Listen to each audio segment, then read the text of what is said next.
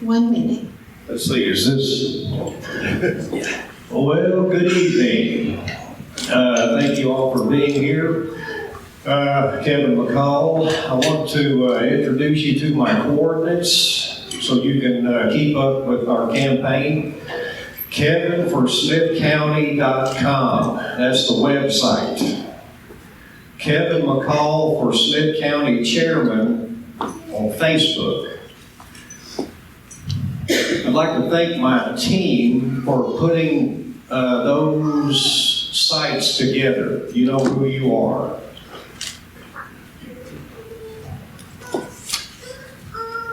So we are committed as a party to advancing limited government, lower taxes, less spending, and individual liberty. The Smith County Republican Party's specific goals are to grow the Republican Party by reaching new voters, advance the platform. Okay, that's time, Kevin. Sorry. Mr. Stein.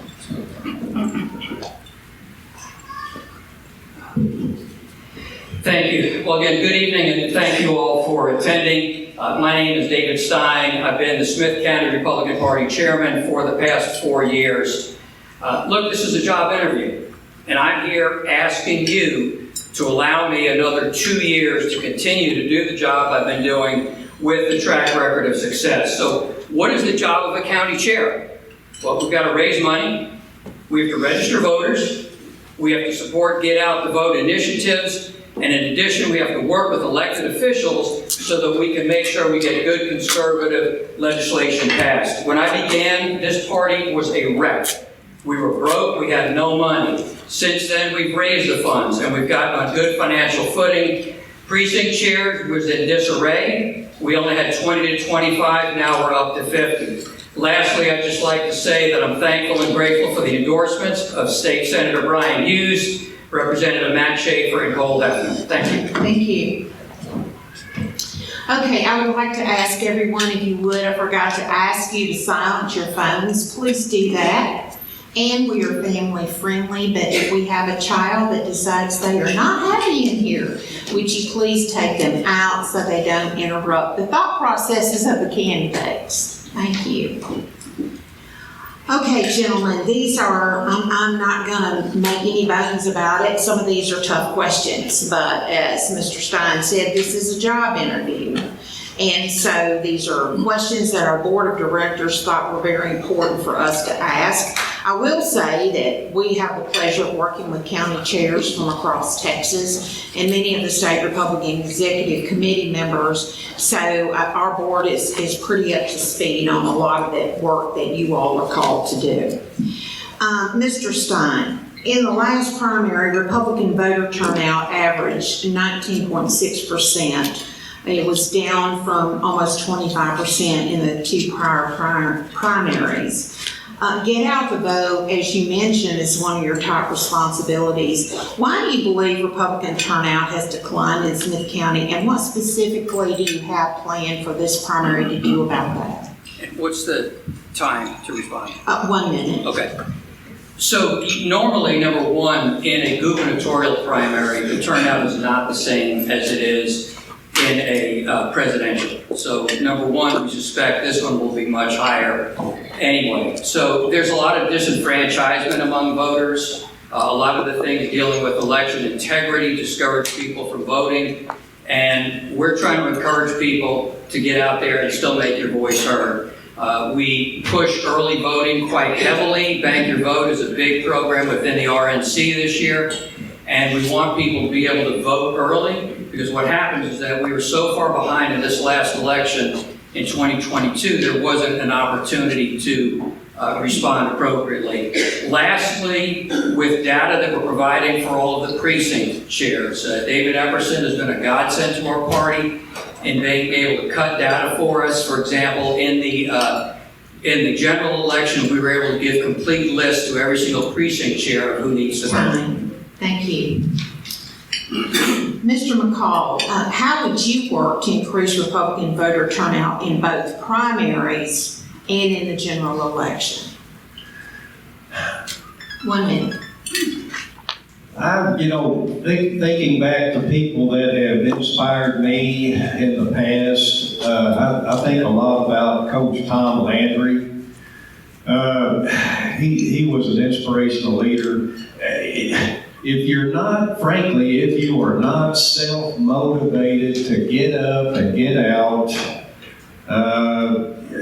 it's very difficult to change people's habits. Usually during a presidential election, they will turn out at a higher rate. You have to have skin in the game. People need to vote. We need to do whatever we can to facilitate a voter turnout. There are programs and plans in place. They will be further implemented under my watch. Okay, thank you.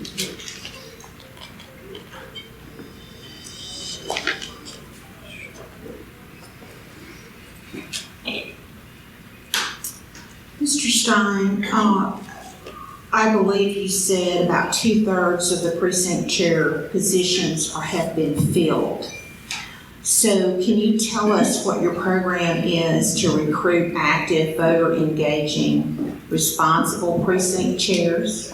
So we've got a group of agency committee that works on those particular issues. What we've done is we've downloaded lists of 4x4s. And for those that don't know, 4x4s are Republican voters who vote in both the primary and the general election. And there are a number of those precincts which right now are primarily Democratic. But if you read the history of the Republican Party, that's how we flipped the state many years ago, is getting people to run even in those areas where we don't have proper representation. So one is identify the most likely Republican voters, and then assign people on the team, which we've been doing and are already doing. That's how we've gotten the numbers up to where they are. Sourcing those people, talking to them about what we need them to do, and hopefully enlisting them in the cause to get the vote out in the general election. Thank you. Mr. McCall, do you have any ideas that are even more specific than what Chairman Stein outlined, or do you serve on the vacancy committee? No. I think it's, when you fill these positions, they need, and frankly, I feel like they need to be filled, by the right kind of candidate or people. Of course, they have to be advocates. But there are some philosophical divides within the party, and that needs to be mitigated carefully. Okay, thank you.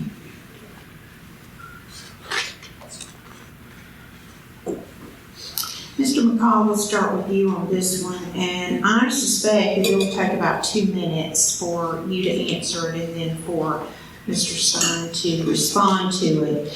You allege that the current chairman did not support all of the Republican Party legislative priorities for the ADA session. And these priorities were indeed overwhelmingly voted on by the people in the primary. First, did you support all of them? And secondly, how did you actively support those priorities in our Texas legislature? That could be the number one reason why I am involved in this race. I feel like that the RPT platform is the greatest document this side of the Constitution. It's a fantastic document. And so out of that document come basically delegate priorities out of convention. That's kind of that's something that was started, several cycles ago. It's a good idea. It focuses attention to critical issues. And frankly, I have not seen a legislative priority that I did not like. I think that I trust the SREC at this point. I trust the delegate at convention at this point. I think we have got it going on at the Republican State Convention. We need to protect that. There could be, there may be some that do not like what is going on at convention and with these priorities. Obviously, state legislators don't like them. They don't support them. There was an effort 20 years ago. I've been a precinct chairman for most of 20 years. When John DeNoyes was chairman, I remember about 20 years ago, early in my career and effort, they must have come from the SREC. They wanted to get candidates to pledge to the platform, and that failed. I thought that was a good idea, but it failed because the candidates don't want to conform to the platform and the priorities. Thank you. Mr. McCall, one of the points that I think maybe you that you didn't touch on, so I'm going to give you 30 seconds on this one. How did you actively support those legislative priorities? And by the way, I want to interject here that not only is it the delegates to the convention that support these priorities, the majority of these priorities also show up on the Republican primary ballot, so that the people, the base of the party, get to vote on them. So, to me, Grassroots America considers the opinion poll on the Republican primary ballot on these issues to be the best opinion poll for any candidate to go by, because that is what the people have said. And anybody can look up those percentages. And in Smith County, those resolutions and propositions are over 90% most of the time. So Smith County votes very conservatively. Can you tell us in 30 seconds, what did you do during the legislative session to push these priorities? Well, I am also an election judge, so I do protect the integrity of the ballot. From that standpoint, what can you do? Talk about them and promote them with your peers and family and friends and contacts. I write a lot I respond to a lot of email streams on these issues. I am an advocate for the legislative priorities. Thank you. Okay, Mr. Stein, so your opponent has just said, and has said other time, I think on his website, that you didn't support those priorities. So I'm going to give you a chance to explain that. And I'm going to ask you, which priorities did you not support and why? So you've got 2 minutes for that, and then I'll do a little follow-up with both of you. Okay. So, I don't really specifically know which one he is particularly talking about. I can guess, and I'll surmise, but my belief of the ledge priorities is, and by the way, these ledge priorities were the idea of a guy named Steve Monasteri, who was the party chair from 2010 until 2015. And the design of what these are is these come up at the convention. And so what happens, an elected official runs for office, gives his commitments to his constituents about what it is that he or she intends to do as an elected official. And so that primary happens in March, then the conventions follow up after that. The priorities are to give a focus to the elected officials of, this is really what we want to accomplish. These are things that we would like to see you all get done.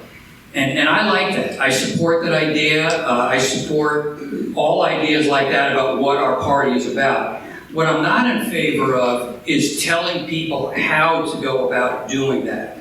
And one of those, for me, crossed that line, and that was the ban on Democratic chairs. I formed that opinion heavily on the advice of a very conservative woman who has worked in Austin for 20 years and rely on her as a consultant. So that's probably the one that he talked about. Election integrity, one of the first things that was mentioned was changing the penalty for an election violation back from a misdemeanor to a felony, which I went down during the committee hearings and testified on, where Brian Hughes was the committee chair for that. Thank you. So, Mr. Stein, can you identify, out of all the Republican priorities, can you identify one that you are disappointed in the fact that it did not pass? And can you cite one that you are happy that it did pass? And can you give us a little reason as to why in both those cases? Well, I would have liked to have seen a lot more urgency on the border. I wish we didn't have to go to a fourth special session in order to get past what we got passed, but it did get passed finally. The stopping the sexualization of kids was huge for me, and most of you know Kristen Bentley, our SREC, was instrumental in getting that written and getting that passed. That was huge. The stopping of the drag shows, taking kids to the drag shows, I think was a hugely enormous win for us. Two of the other priorities, one is abolishing abortion. We have the strongest abortion laws in the country in the state of Texas. Abortions, I heard figured the other day, that went from 50,000 down to 34, which is enormous. One of the priorities also was to protect our Second Amendment rights. Again, Texas has some of the strongest Second Amendment rights in the country. Mr. McCall, do you support red flag laws? And why? And how are they used? No. Do you know how they're used? I would not support red flag laws. They delve into psychological issues, into people's lives. That's personal business. There are enough Second Amendment laws on the books currently to protect everyone.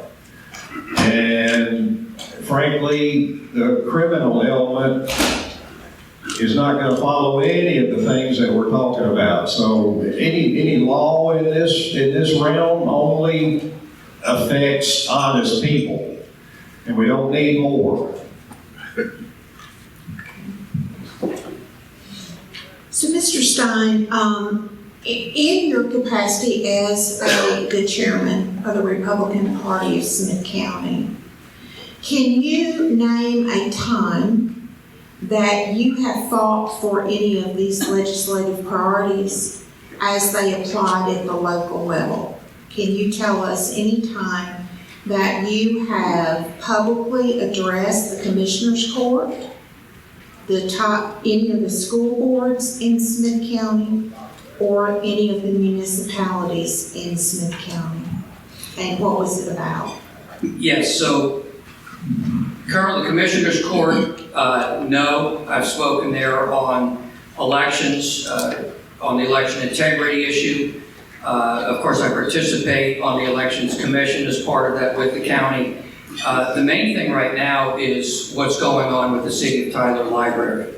And so I've attended a number of those meetings where they're dealing with the books and what's going on in the public library, which needs to change. So one of the things that I did proactively was I learned the process of what has to happen in order to get one of those books moved. The very first book that was moved, The All Boys That Aren't Blue, was moved because of an appeal that I sent. And I've got the email from Ed Broussard, the city manager, where I sent an email. There was a board decision not to move the book to the adult section. And I found out the process, followed the process, wrote the appeal. They agreed with the appeal and moved it. Thank you. I'm gonna, go back with you just a little bit on that issue. So, you know that the people, that are working, the moms and dads and grandparents that are working to get these books moved, not banned, you know, I won't editorialize, but there is a difference in the definition of the word move and ban. So, as you know, since you seem to be very familiar with it, we have assisted those individuals in trying to persuade the mayor and council to have on the agenda, a public agenda, a discussion about changing policy. Because I think you know from having been a county commissioner, you were on the bench the same time I was for a short period of time, that unless you have a written policy, decisions to move something here or there or yonder changes. And so does staff. Staff changes. So if an elected body does not change policy, would you agree with me that, and with those parents, that the policies of the city of Tyler need to be changed? And if you agree with that, would you join us in publicly calling for them to put the issue on the agenda? Well, for the agenda for this meeting, or the agenda For any city, they've been asked for almost 2 years to put this on the agenda, and they refuse to do it. So there are 4 issues as I see it. One is there's a problem with the librarian. She is operating in a manner that I don't believe is consistent with the values of our community. I'm not advocating they fire her, but I am saying that she is an employee and she should be following the directive of her employers. Number 2 is the city is not a member of the ALA, the American Library Association, but the librarian is. And that's a problem because when you follow that ALA guideline, which is not a family-friendly, conservative-friendly organization, you're going to get the policies that we're seeing. The other suggestion that I have made is creating a teen section, which allows a better definition of where those books should be. And the final blow is exactly what you just said. There's got to be change in policies because the front door is a problem. Okay. Thank you. So I don't know, so just yes or no. Will you make a public call for the city of Tyler, mayor and council to put this on the agenda to discuss it lawfully in public? I can answer that question after a meeting that I have next week. Okay, thank you. Mr. McCall, so let me ask you this. So once upon a time, you were elected chairman, party chairman, Republican Party chairman. And when you take your oath of office, you are saying that you want to uphold the laws of the state of Texas and the U.S. Constitution of the state of Texas. So there are laws on the books already to protect children. Will you do everything you can to help the parents and grandparents of this community to stand up and call on every elected official who has taken an oath of office to do what they can to protect children in this community?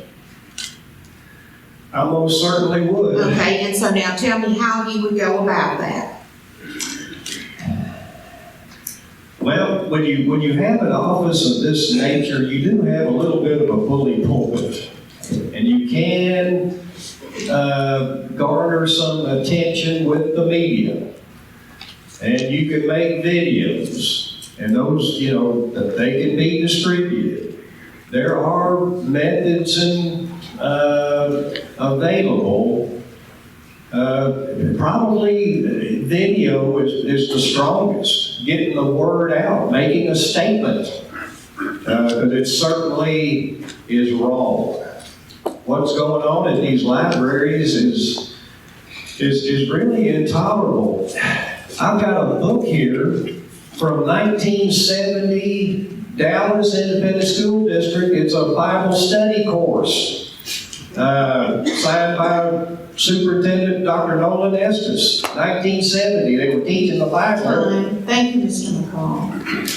Okay, this is a question for both of you to give some specifics. You both mentioned election integrity here tonight.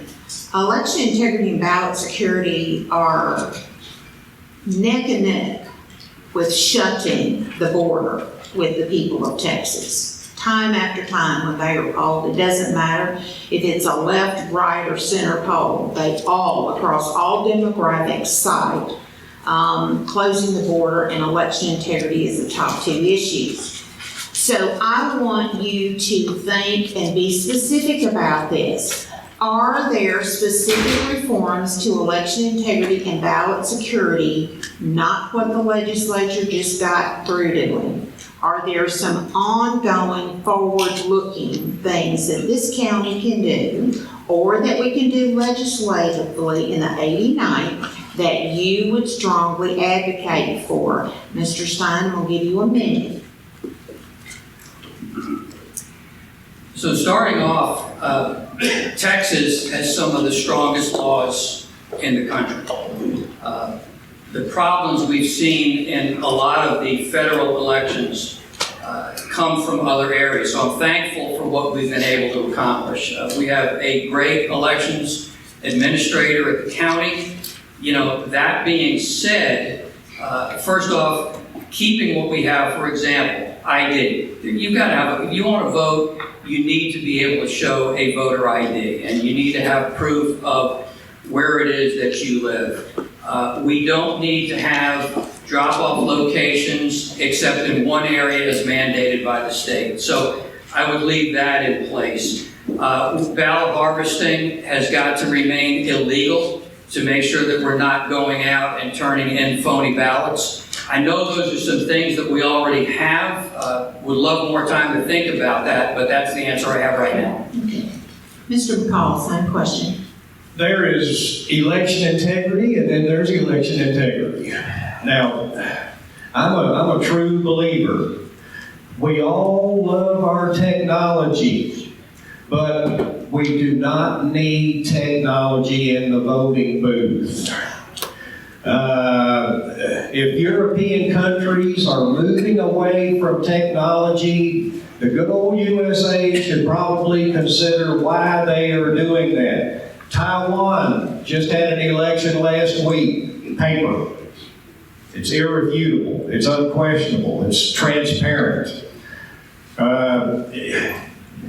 It's fundamental, it's fundamental.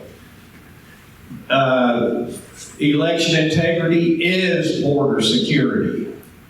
They go hand in glove. Election integrity is the pinnacle issue because without the right people setting policy, things will never change. It'll be the status quo. Thank you, Mr. McCall. So, yes or no, you support going to a paper ballot system that has backups that, let me just say shorthanded, I think you probably are aware of Senator Bob Hall's reforms. Do you support those? If I could wave my magic wand, yes. Okay.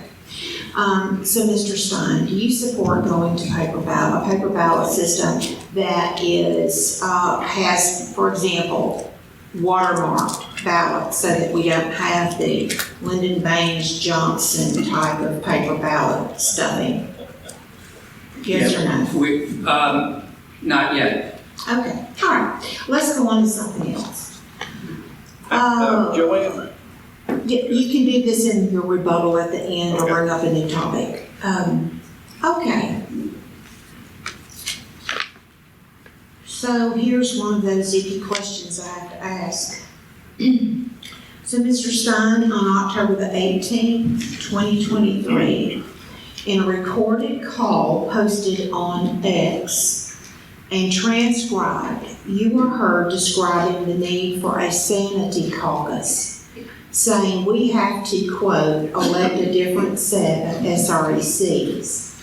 You went on to say that United States representatives are fed up with the conservative rebellion also, and they are vehemently opposed to what's going on.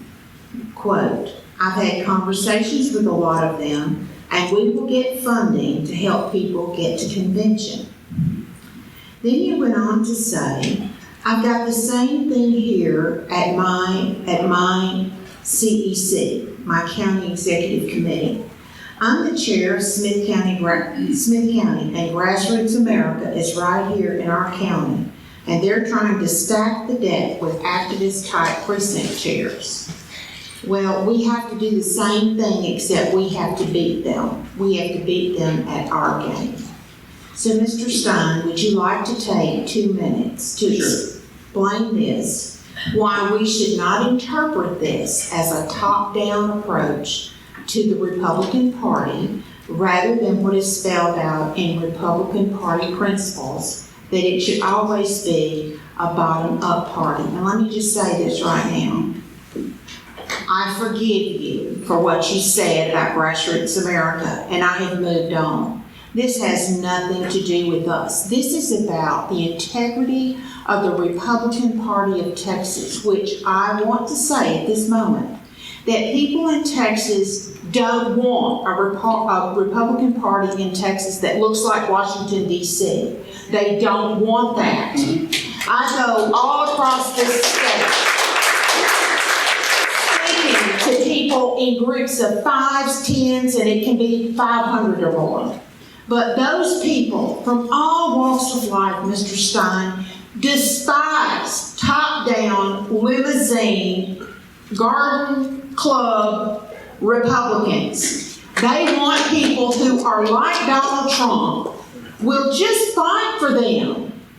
So I'm asking you, please help us understand what you meant, and please help us know that you're not conspiring with congressmen to try to pack the convention with a bunch of go along and get along rhino trans publicans. Because I'm going to tell you, David, we'll have none of it.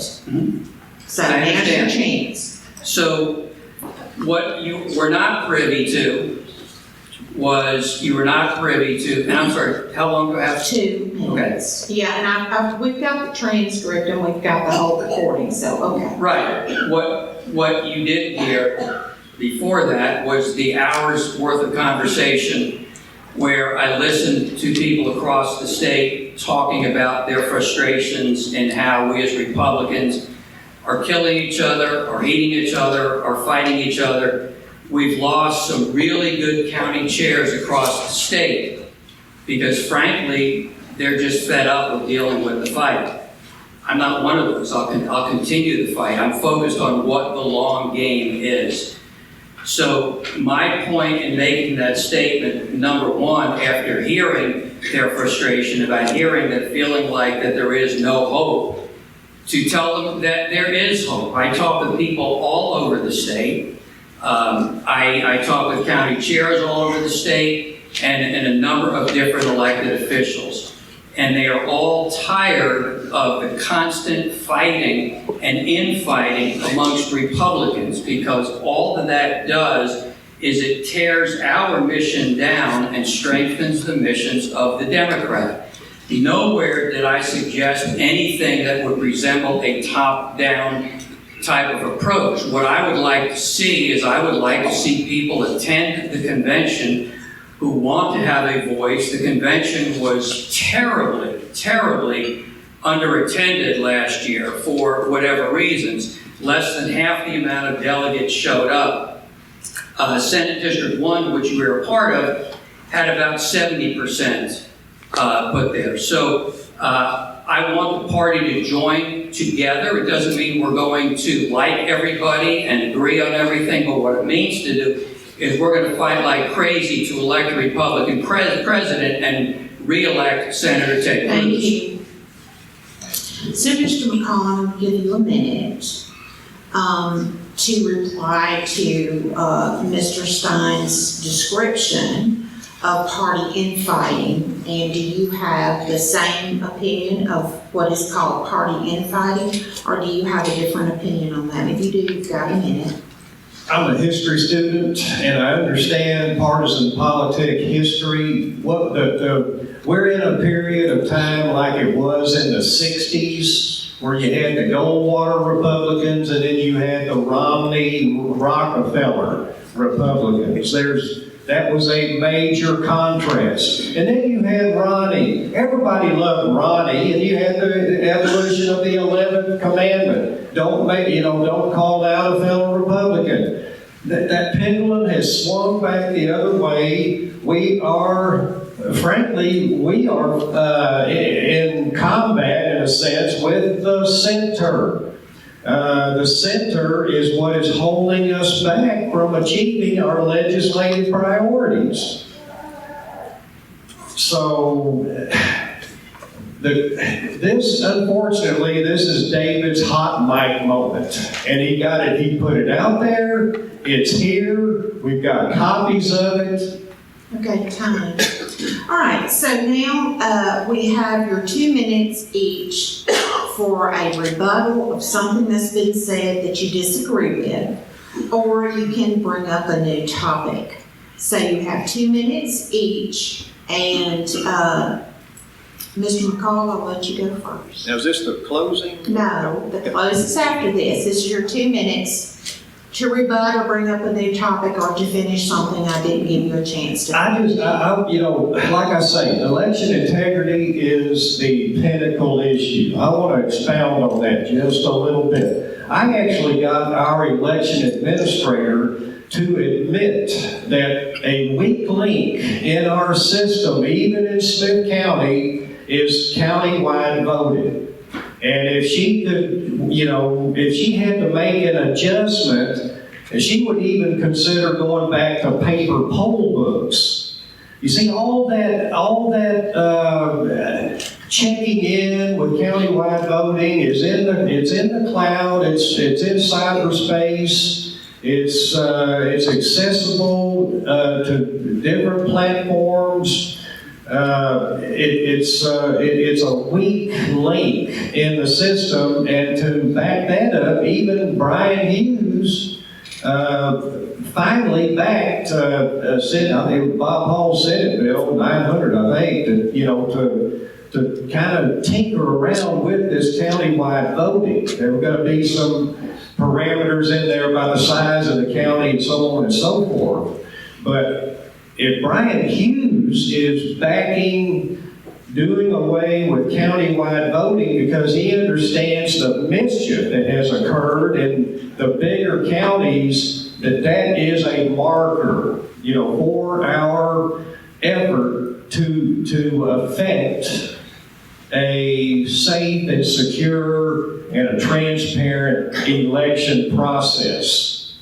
The government got involved. The FedGov got involved in elections 20 years ago with the HAVA Act, and that created a vacuum and gave money to states to buy equipment. That was not a good day. Thank you. Thank you. Mr. Stein, you have your 2 minutes now. I will, and thank you for the questions. Tough questions and good questions, all alike, which is appreciated. So, this is not a place for on-the-job training. When I first took this job, I thought I knew what was entailed. You learn a lot. It's like Mike Tyson says, everybody has a plan until they get smacked in the mouth. And so, you learn an awful lot about the detail of what goes into a job like this. There's a lot of things that I've listened to Kevin say, and it's a lot of generalities. And what I try to bring is specifics. Here's what we did, here's what we identified, and here's how we fix the problem.